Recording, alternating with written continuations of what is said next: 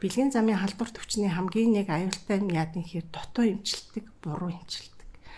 Дутуу буруу эмчилсний хорж одоо үр дагавар нь хизээ гардаг гэхээр магадгүй 5 жилийн дараа, 10 жилийн дараа, 15 жилийн дараа гардаг. Сайн бацгаана уу? За, сонгодоо эмнэлэг болон тэнгэр даатгалын хамтран хийж байгаа эрүүл мэндийн подкаст эхэлж байна. Өнөөдрийн дугаараар маань сонгодоо эмнэлгийн эмэгтэйчүүдийн эмч Инхтви эмч маань оролцох гэж байна. За, сайн байна уу? Маш нөгөө доктор гээд вебсайт ажилладаг. Одоо Монголда хамгийн олон хяналт авч байгаа л да, сард бараг сая хяналт авч байна. Нийтлэг хүмүүс ямар одоо өвчнөний мэдээлэл хайж уншаад байна гэд харсан чинь бэлгийн замын халдвар төвчөн хамгийн их хайлттай, хамгийн их уншилттай байгаа байхгүй юу. Тэгэхээр яг та одоо яг эмэгтэйчүүдийн эмч олон жил хийж байгаа хувьд яг үнэхээр энэ бэлгийн замын халдвар төвчөн Монголд үнэхээр одоо ийм их хэмжээнд тархачаад байна уу? Ер нь ямар төвшөнд байна вэ Монголд? Бэлгийн замын халдвар төвчөн бол ер нь ол хорцтой байна.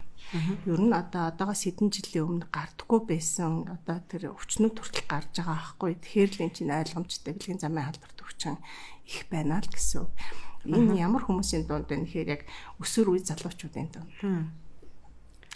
Яагаад өсвөр үе залуучуудын дунд халдвар төвчөн ийм их байгаа юм бэ гэхээр бас энэ олон шалтгаан байна л да тий.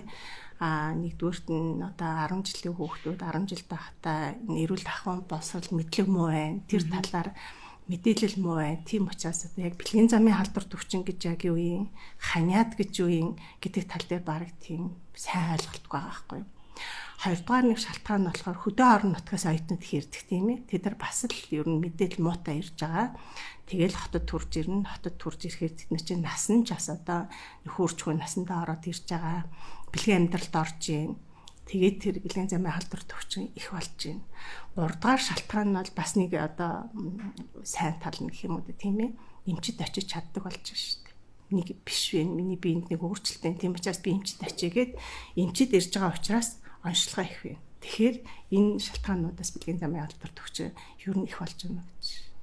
Тэгэхээр өсвөр насны хүүхдүүдийн бэлгийн боловсрол маш чухал байх нь тий. Хамгийн чухал юм тэр өсвөр үеийн хүүхдүүдийн бэлгийн одоо энэ амьдралын бэлгийн хүмүүжил ер нь эрүүл мэндийн энэ хүмүүжлийг өгөхийн тулд сургууль байхаас гадна эцэг эхүүд аягүй сэмдэг. Манай монголчуудын нэг сул тал гэдэг чинь тий хүүхдүүдтэйгээ харьцаж чаддггүй, ойлгуулж чаддггүй. Тэгэхэд одоо бусад хөгжлөө орнуудаас ирж байгаа жоохон хүүхдүүд хүртэл бараг л энэ талаар мэдхтэй байх жишээтэй. Тэгэхээр одоо ээж аавд хүүхдүүдтэйгээ бэлгийн хүмүүжил одоо ер нь бэлгийн ч гэхгүй ер нь хүүхдийн эрүүл мэндийн боловсролтод тодорхой хэмжээгээр нөлөө өгч чадхал юм бол тэр тохиол чөлөөтэй ярьж чаддаг байх юм бол бэлгийн замын халдвар төвчний хүн заавал авах хэрэгтэй хүчин биш байхгүй юу.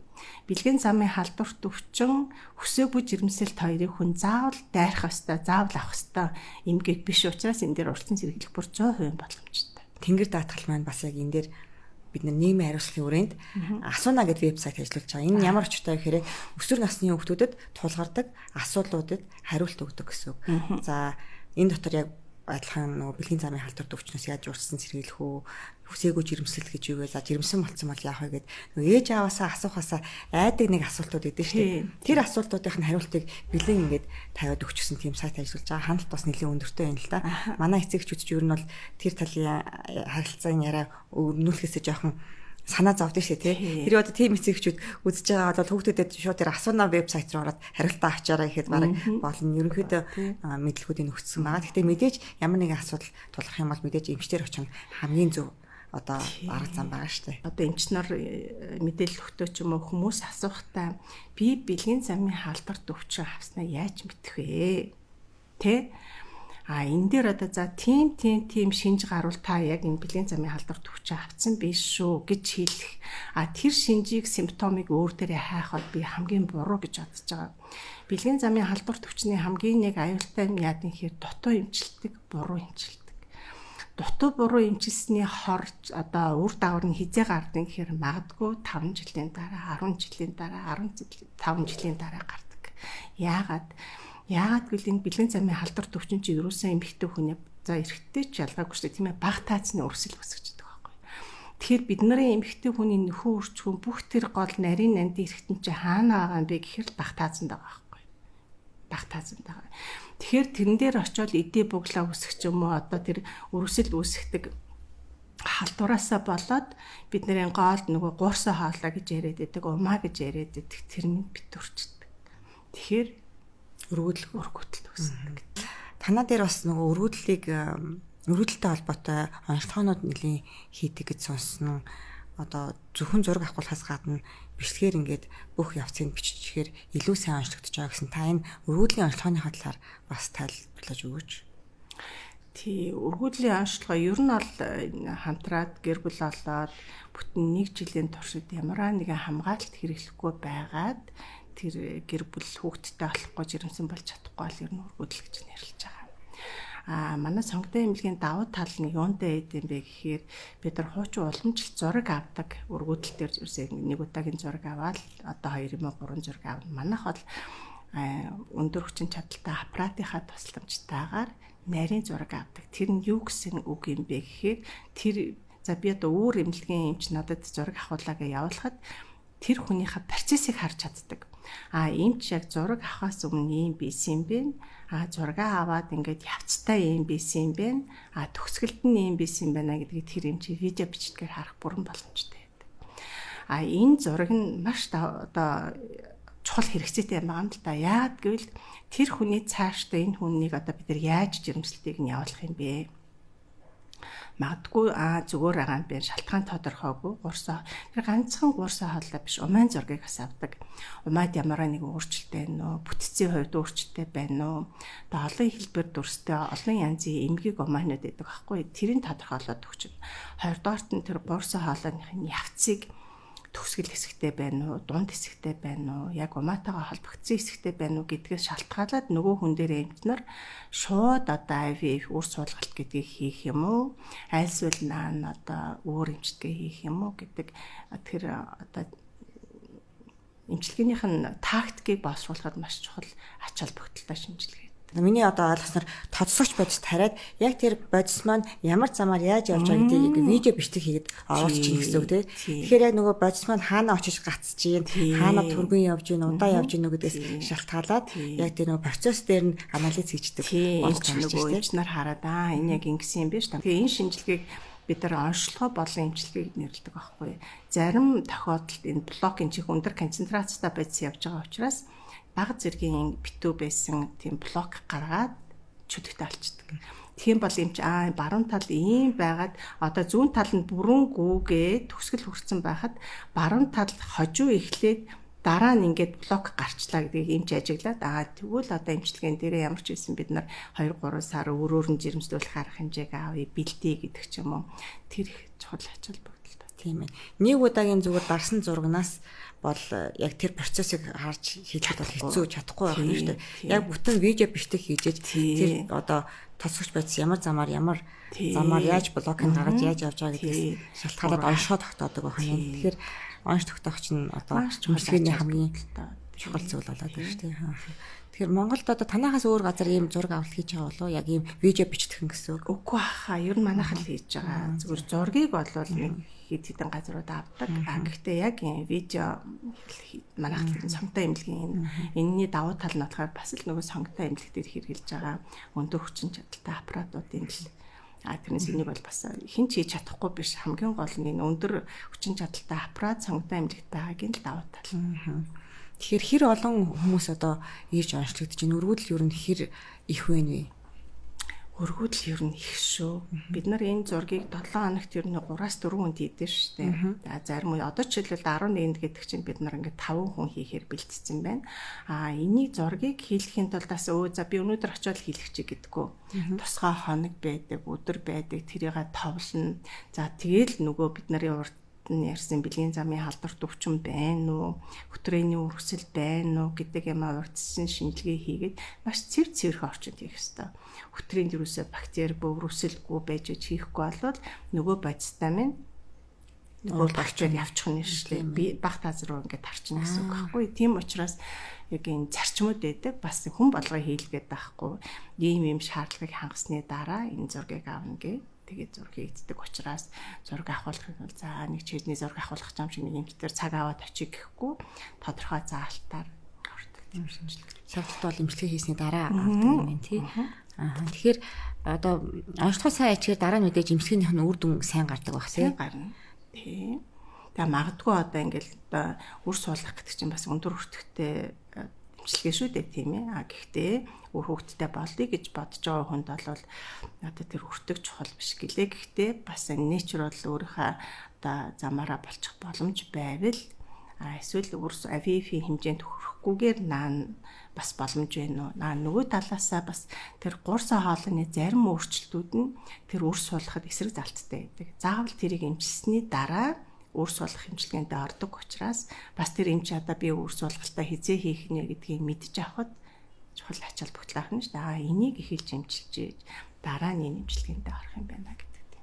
Төрөний ярьсанчлан одоо эмэгтэйчүүдийн янз бүрийн өвчнүүдийг бол бүгднийг урдсан сэргийлэх боломжтой. Гэвч хэрвээ одоо эрүүл мэндийн боловсрол зөв байгаад өөрийнхөө биеийг ямар үед нь нормал юм бэ, ямар үед нь өвчтэй гэж үзэх юм бэ гэдгээ одоо мэдчих юм бол дараа нь гарах одоо өргөдөл болон янз бүрийн эрүүл мэндийн асуудлуудаас сэргийлж болно гэж. Тэгэхээр та яг одоо манай подкастыг үзээд сууж байгаа эмэгтэйчүүдтэй яг одоо нормал энгийн эмэгтэй хүний бие ямар ах хэвээр ямар тохиолдолд одоо эмчтэр очиж заавал үзүүлэх хэвээр вэ гэдэг нэг зөвлөгөө өгөөч. За ер нь бол хамгийн гол юм бол эмэгтэй хүний би яг нурмал эмэгтэй хүн үү, би ямар байна гэдгийг бид нарт хэлж өгдөг гол юм бол сарын тэмдэг. Сарын тэмдэг 10, 11, 12 гэдэг ер нь 16 наснаас өмнө бол ирсэн байх хэвээр. Тэгэхээр тэр биений одоо сарын тэмдгийн нэгдүгээрт ирсэн байх нь хоёрдугаарт нь энэ сарын тэмдгийн хүчлэг гэж нэг чухал юм байдаг. Энийгээ бас зарим хүүхдүүд жоохон буруу тооцоод байдаг. Тэгэхээр ирсэн зарим ингэж ярьдаг байхгүй юу? Миний сарын тэмдэг сард 2 ирээд. Миний сарын тэмдэг тогтворгүй. Сарын 1 эхэнд ирээл төгсгөлд нэг ирээд идэг. Гэтэл за 3 сарын 1-нд би нэмэрээ те. 3 сарын 5-нд дуусъя. 5-аас 7 хоног ирж болно шүү дээ. Гэтэл нөгөө хүний биений юм нь 3 сарын 24-нд хүрээ дээрээ. Хүн бодохдоо богинохон хугацаанд ирчлээ гэдэг нь. Гэтэл 3 сарын 1-ээс эхлээд 24, 25-ныг тооцох юм бол мөчлөн зөвл байгаа байхгүй юу тий. Гэтэл тэр 3 сарын 1-нд тэр чинь 3 сарын сүүлээр дахиад ирчлээ биш. Яг зөв мөчлөгтэй л ирж гин гэсэн. Ер нь эмэгтэй хүнээс бол тийм цагаан өнгийн юм гарах хэвээр. Тэр нормал өнгөхгүй, үнэргүй, заримдаа бас арай их гарч болно. Заримдаа жоохон одоо бас зарим хүмүүстээ бүр нэлээ их ирж болно. Тэр нь юуг харуулж байгаа юм бэ гэхээр ялангуяа овуляшн болдог шүү дээ. Одоо нөгөө өндгийсний ялгарлтын үед бол тэр хэмжээ нэлээ ихсдэг. Тэр бас сайн талтай тэрийг мэдэж чадвал хүсчихвэл тэр үедээ би яг жирэмсэн болох гэж байгаа юм байна гэдгийг мэдээд авчна. Хүсээгүй бол тэр үедээ хамгаалчихна. Тэгэхээр уул нь бидний бие организм чи айгүй гоё тийм бүх юмыг өөрт нь хилээд өгдөг байхгүй. Тэрэн дээр л анхааралтай байх хэрэгтэй. Тэгэхээр одоо цагаан юм гараад байгаа болгон бас өвчнө үү гэж бодож бас болохгүй нэ шүү дээ тийм ээ. Тэр л одоо нормал байдлаас арай өөрт чи эвгүй тавгүй тухгүй болоод ирвэл энэ ч тантах нь шүү дээ. Тэгэхээр магадгүй одоо өөрөө гарах юм блэ. Эмийн хэрэглээ хамаагүй байна. Мөнгөнцөрч болж байгаа юм билүү тийм ээ. Иддэг удаг хоолны хэрэглээ өөрчлөлтүүд бид нэр ходоодны амны хүндийн pH өөрчлөгдөг адилхан готрины орчин бас өөрчлөгдөж болдог. тэрийг л ялгуулахын тулд яг тиймэрхүү эмчтэр очиж байгаа юм бол ер нь тэгэл мэдээд давандаа эмчтэр ер нь нэг гэр бүл болохоос өмнө гэр бүл болсныхаа дараахан ирээд эмчээс зөвлөгөө авчих юм бол ер нь өөрийнхөө тухай аягүй сайн мэдтгүүнтэй болж чадна. Нэг хоёрдугаарт нь ерөөсөө өөрийгөө илэрхийлж чаддаг. Ирээдүйд асуулт хариулж чадахгүй байна уу? Тий, одоо чигүй ингэж байгаа байхгүй. Бид нар ч ингээл за сайн байна угаасаа гадна ямар байна л гэнэ шүү дээ. Одоо гадны ингээд орнууд Монгол хүмүүсийг үзэхэд хэцүүгээл бидний энэ явсан зүүмд Азийн ч юм уу гэдэг тэтэрэмчтэр ч гэсэн ажиллаж яхад эмч би танд юугаар туслах вэ гэж асуудаг байхгүй юу? Манайхан болохоор юу өвцөн бэ л гэдэг хаул наймынхантаа юу өвцөн бэ? Яагаад өрсөн бэ гэхэд яагаад ч үгүй гэдэг байхгүй. Болно яагаад ч үгүй шалтгаанаар эмчид ирж бас болдог байхгүй юу? Урьдчилан сэргийлэх үзлэг би юу ч өгдөггүй яагаад ч үгүй. Гэтэл нөгөө ээлж домоо хүзүүний эсийн шингээ өгч юм уу? Одоо шалтгаанаар болно. Тэгээ яагаад ч үгүйгээд тэг үзээд дууссаны дараа тэгээд байгаа ш. Хэрвээ яг тэр үзлийг эхлэхээс өмнө надад хэлчихвэл би тэр хүнд тохиорсон шинжилгээ авмаар байна. Тэр хүний хэлж байгаа юм дээр би илүү анхаармаар байна, тийм ээ. Бид нар ч бас хэдийгээр эмчч гэсэн зарим юмыг харилцан ярилцаж бид нар оншихаа бараг 60% тавьчихдээ шүү дээ. зөв нүрийг хараад тэгээд энэ нэг юм байгаа юм болоо. Тэгэхээр эмчтэр эрэхтэй болж үл тод өнгийн уруулын бодоггүй, тод өнгийн хумсны бодоггүй, их хүнд мейкапгүй ирэх юм бол бид нар хараад цус багталтай юм болоо, өвдөд байгаа юм болоо, нүд нь ямар вэ? Тэр нүдний өнгө, арсны өнгө, уруулны өнгө, хумсны өнгө бид нарт аюу хэмээн хэлж өгдөг байхгүй юу? Тэгээд надад жоохон өөрийнхөө завирыг хэлээд өгвөл би ер нь яг үзлээ хийхээс өмнө бол бараг л энэ ийм л хөө юм байна да гэж бодчихно. Тэгээд очиад үзлээ хийхдээ би ер нь за би нэг ийм л юм тодтох чинь. Тэгэхээр мэдээж орчин үед чинь бас л мөнгө цаа санхүү янз янз л байдаг шүү дээ. Тэгэхээр надад үнэхээр яах гээд байгаагаа ирчвэл би тэр хүний мөнгийг бас хэмж олно. Тэртээ дөрөв бид нар даатгалын систем бүрэн дүүрэн одоо хамрагдаж чадахгүй. Гэтээ сүүлийн үед бас энэ гой одоо мандал даатгал байна. Энэ даатгал байгаа хүнд бид нар бас их харьцахад амархан байдаг шүү дээ. Хэдийгээр эмчүүн хүний кармал өнгөхгүй ч гэсэн даатгалаараа төлөвлөдөд ороод ирж байгаа хүнд эмчилгээ санал болгох эм санал болгох их амархан байдаг. Бид нарын эрүүл мэндийн даатгал биднэрт одоо хөлцдөггүй шүү дээ. Яг үүндээ би тэр хүний бас нэг тодорхой хэмжээний яг оновчтой, шаардлагатай, хэрэгтэй шинжилгээгийн санал болгол тэр хүн надаас сэтгэл ханамжтай гарна. Би сэтгэл ханамжтай. Тэгэхээр сонготой амьд дээр одоо яг өргөдлийг сайн оншилдог юм аппарат байна. Энэс өөр одоо ямар аппаратнууд, ямар даваа талууд юу байдаг вэ? Ер нь бол анх 2009 онд бид нар нөгөө Солонгос захиралтай байгаад тэгээд бид нар санал тавиад ер нь Монголд бол би өөрөө ер нь бас их залуугаас өргөдлийг сонирхоод ер нь өргөдөл гэдэг юм одоо заавал үүнтэй мис ажилбар төрөх хэмжээнээс өмнө урьдчилан сэргийлэх, зүг сэргийлэх, эмийн эмчилгээ гэдэг юмыг нэлээд ингэж сонирхож хэрэгтэй гэж бодож ирсэн учраас энэ тал руугаа нэлээд их анхаарч авсан. Тэгээд Солонгосын зөвлөх хэмжээг урьж авчираад тэгээд бид нар яг өргөдлийг ер нь л бараг зан 2-3 эмнэлэг байсан юм да. Тэр үед төгс онцлогоог бол ер нь манай эмнэлэг дээр хийж эхэлсэн. Энэ дээр тэр гормоны шинжилгээ одоо хүмүүс яриад байгаа шүү дээ. Одоо нөөцөө үзүүлээ гэл те. Нөөц гэдэг нь юу гэсэн үг юм бэ гэхээр би ер нь өөр хүүхэд төрүүлэх миний боломж ямар юм бэ? Би одоо 30 настайдаа хэдэн настай юм шиг байгаа юм бэ? 40 настайдаа би хэдэн настай юм шиг байгаа юм бэ гэдэг өндөвчний тэр насыг нь одоо чадахыг нь тодорхойлоод өгчдөг шинжилгээ байна. Гормоны шинжилгээ гэж яриад дааврын шинжилгээ гэдэг тийм ээ. Дааврын шинжилгээг болохоор за би одоо биений юм хэвээ ирээд байгаа юм байна тийм ээ. Гэхдээ тэрэн дээр өндөвч минь буруу ажиллаж байгаа юм уу? Тэр өндгээс гэдэг юм ялгаруулад байгаа юм уу? Гэдгийг тодорхойлоод өгдөг шинжилгээ. Нөгөө талаас төрсний дараа ч юм уу эсвэл одоо ямар нэг ийм эмчилгээ хэрэглэсний дараа ч юм уу жингийн хүрчлэлт ордог тийм ээ. Тэрэн дээр ч гэсэн бид нараас юунаас болоод ингэж байгаа гэдгийг тодорхойлоод өгч гэн. Удаан ийм хэрэглэсэн хүмүүсэд тийм ээ жирэмсэд хамгаалах зорилгоор үйж болно. Эмчилгээний журмаар үйж болно. Тэр хүний яг гормоных нь баланс ямар юм байгаа юм бэ? Яг одоогийн байдлаар гэдгийг бас манай эмнэлэг дээр нарийн тодорхойлоод. Тэгэхээр өргөдөлтэй холбоотой ер нь цогц шинжилгээнүүдийг хийдэг юм биш лээ тий. Өшөө тэгээд дээр нь манайх сүүлгээд бас тэр компьютер томограм гэдэг орчин үеийн мундаг хүчин чадалтай Монгол цөөхөн байдаг аппарат оруулж ирсэн. Эннийхээ хүчээр бид нараас өндөвчний одоо хавдрууд байна, умаа хавдрууд байна, гурсан хоолойны хавдрууд байна. Бас их шанин ховорхон тохиолдлын кейсүүдийг бид нараас уншиж байгаа шүү дээ. Тэгэхээр энэ олон өндөр хүчин чадалтай тоног төхөөрөмжүүдийнхээ хүчээр ерөн сонготой эмнэлэгт ирсэн байхад бид нар энэ онцлогоонуудаа хийчин өшөө бид нар нөгөө багаараа ажилдаг нэг давуу талтай дотоод сүлжээгээрээ хоорондоо яриад жишээлбэл өөр эмнэлэг дээр хүмүүс шинжилгээ хийлгэжээд ирдэм л да. Би тэрийг муу гэж хэлээгүй. Гэхдээ би тэр эмчтэй эргээд холбогдож чадахгүй. Яагвал тэр эмнэлгийн эмч намайг таних ч үгүй. Би тэдний систем рүү нэвтэрч чадах ч үгүй. Гэтэл тэр ховор кейс тохиолдол гарцсан хавдрын тухай би яах нь вэ? Артологийн эмчтэй холбогдчих. Би энийг ингэж бодоод энэ зурган дээр нэг ийм байх юм. Эсвэл тэрийг ингээд тодруулаад өгөөч. Дараа нь нислэх эмчтэй ярьж. Энэ яг ямар дагалганы асуудлыг ингэ шийдэхгүй юу юм. Тэр талаараа манай эмнэлгийн дотоод сүлжээ гайхамшигтай гоё бидний ажиллах болон хүнийг бүрэн төгс онцлоод эмчилгээг нь хийгээд өгөх их сайхан систем байна да. Тэгээд дээр нь одоо ийм гоё аппарат олцсон болохоор бүрч нарийн жижигхэн одоо заримд эндометриоз гэдэг эмэгтэйчүүдийн тэр одоо ийм онцлоход бас хөвгтэй байдаг шүү дээ. Маш нарийн аппарат шаардлагатай. Тэгвэл бид нар энэ дээр онцлж чана. Онцлохын дараа бид нар хагалгааны асуудлаа юм эмчилгээнийхээ асуудлаа шийдэж чинь гэх мэтчлэнгийн юм. Нийтлэг өвчин юу вэ? Та одоо сонгодог эмнэлэгт 10 гаруй жил эмэгтэйчүүдийн эмч хийж байна. Тэгээд маш олон байгууллагууд сонгодог эмнэлэг дээр вакцин шинжилгээнд орж байгаа. Маш олон хүмүүс ер нь үзүүлж байгаа. Тэгэхээр энэ хүмүүсийг ингээд харахад нийтлэг гарч байгаа ямар өвчин ер нь байна вэ? Эмэгтэйчүүд талаас нь. Ер нь одоо сүүлийн үед ихсэж байгаа. Одоо насны хязгааргүй ихсэж байгаа гэх юм одоо тийм юм бол мөн хүчний хорт тавдар. Гэхдээ энэ бас эртгэлрүүлэг дээр бол бүрэн урьдсан сэргийлэх боломжтой болчихно уу?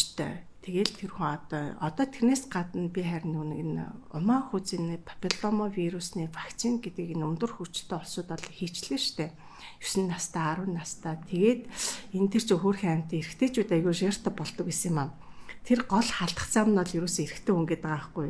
Гэтэл хөөрхий тэр эрэгтэй хүн талаас ямар ч зовир байхгүй мэдэхгүй хизээ яасан мэдэхгүй тэгэл нэг буруутан болоод ингээл те. Тэгээ харин сүүлийн үед энэ Канада, Европ биднэрт бол эрэгтэй хүмүүс хийж байгаа юм билээ. 10 наснаас эхлээд вакцин хийчихэж байгаа. Тэгэхээр энэ вакциныг нэг хэсэг манайх нэг бас хийжсэн шүү дээ. Тэгэхээр нэгэн хил ам болоод тэгээд орхисон. Тэр одоо буцаад үргэлжлэл явж байгаа. Уул нь тэр ингээд үргэлжлээд явцсан болвол умаа хүзүүний хорт тавдар гэж одоо манайх ч дэлхийд баг өндөр тоологдоод Монголдоо ч бас өндөрд яваад байгаа. Энэ нэг риск буурах хэвээр. Тэгэхээр нэгэнд бид нар энэ вакцинд хамрагдах хүүхдүүд ч одоо л энэ одоо тийнейж болж байгаа хүүхдүүд бас бүрэн хамрагдах уу яах вэ? Энийг бас стентигээр хийх байх л та. Хийгдээгүй байгаа тохиолдолд ерөөс хүн амьдралынхаа төгсгөл хүртэл эмэгтэй хүн шинжилгээ өгч явах хэрэгтэй. Хуучин бол яг гайдлайн арай өөр байсан 2 жилд нэг удаа. Одоо 2 жил гэж ерөөсө болохгүй байгаа байхгүй. Жил болтол өгч. Яг бол хурдац их хурдантай байдаг юм л шүү дээ тий. Тийм учраас одоо энэ эсвэн шинжилгээгээ жил болгоо өгөөд одоо 80 маяг гарцсан 70 гарцсан хүмүүсийг хавдар гарахаар айгу бас хэцүү. Тэгээд бид нар Монгол хүмүүсийн нэг нийтлэг одоо ч хөдөө орон нутагт айгу бол тийм байгаа л баг. Би 5 төрсэн юм чинь 10 төрсэн юм чинь надад ямар юмны өвчин байхаа гэж. Гэтэл умаа хүзүүний хорт хавдар гэдэг юм бол чимээгүй явдаг. Ямар ч өвдөлтгүй, ямар ч өвчнгүй. Тэрийг эмч нүдэрээ хараад хүмүүс энэ зүгээр байгаа зүтэй гэдэг. Тэрийг нүдээр хараад оншилдог бол бид нар илүү дотоод шинжилгээ санал болгохгүй шүү дээ, тийм үү? Нүдээр хараад чихтэйх улаалтаар шахтаа цусны гоожод байгаа мөртлөө зүгээр нүдээр хараад цэвэрхээ одоо яста амны салц чиг тийм биддэг шүү дээ. Тийм гой цэвэрхэн мөртлөө хавдар гарч ирнэ. Тийм учраас тэр зүгээр байгаа зүтэй шинжилгээ хэрэггүй зүтэй гэдэг имийг бол ерөөсөө эмэгтэйчүүд мартчих хэрэгтэй. Эмч өгөөрөө гэсэн бол өгөхгүй ч байсан жил болго өгөх юм бол бид нар бас 3 дахь юм намаа үзүний хорт тавдраас урьдчилан сэргийлэхээс гадна эрт таашилж болох юм шүү дээ. Эрт таашилна гэдэг чинь тэгэл ямар сайхан мэдээ тийм ээ. Богино хугацаанд хөдөлмөрийн чадвар алдахгүйгээр хөндрөхгүйгээр эмчилгээ хийлгэх чинь намаа үзүний хорт тавдар эрт үед онцлогдоод эрт үед эмчилгээ авсан хүн төрсөн ч болно. Тэгэхээр ер нь бол энэ бол вирусын гаралтай юм байна.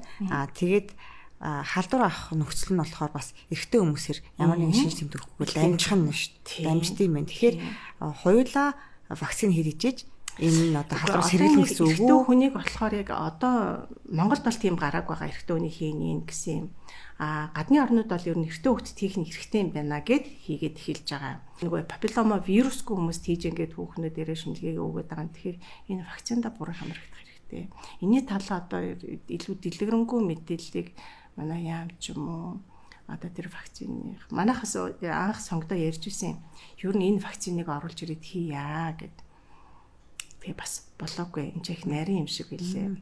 Тэгэхээр вакцин бол танаа дээр хийгдэхгүй байгаа юм тий. Тэр хийгдэхгүй байгаа. Боломж байгаа бол вакцинд хамрагдчих хэрэгтэй. Гадагшаа дутгшоо явж байхдаа бас хамрагдсан хүмүүс байд юм аа. Ер нь бол одоо гадаад сурж байгаа охтууд бол хийлгэцэн ирдэг. Тэр айгу сайхан санагддаг шүү дээ тий. Тэгэхээр шинж тэмдэггүй бас. Тийм ээ. Шинж тэмдэггүй байдаг. Тэгэл нөгөө үр дагавар нь яадан гэхээр маавцын хорт тавдар бол. Тийм ээ. Шинж тэмдэггүй хэрнээсээ явц хурдантай учраас жил болгон ер нь бол эмэгтэйчүүдийн эмчт үзүүлээд энэ шинжилгээг хийх нь хамгийн чухал юм байна. Ер нь бол хамгийн илбэг тохиолдож байгаа нумаа үзүүний хорт тавдар болоод байгаа юм байна шүү дээ. Тэгэхээр маш харамсалтай байна. Та бүхэн өнөөдрийн подкастаас асуух асуултууд байвал эмэгтэй эмчээсээ асуумаар асуултууд байвал доор комментээр бичээрэй. Бид нэр 2-7 хоногийн дараа эмэгтэй эмчтэйгээ дахиж уулзаад хамгийн их ирсэн асуултуудад бас хариулт өгөх юм аа. Тэгэхээр асуултууд байвал доор сайн бичээрэй. За баярлалаа. За баярлалаа.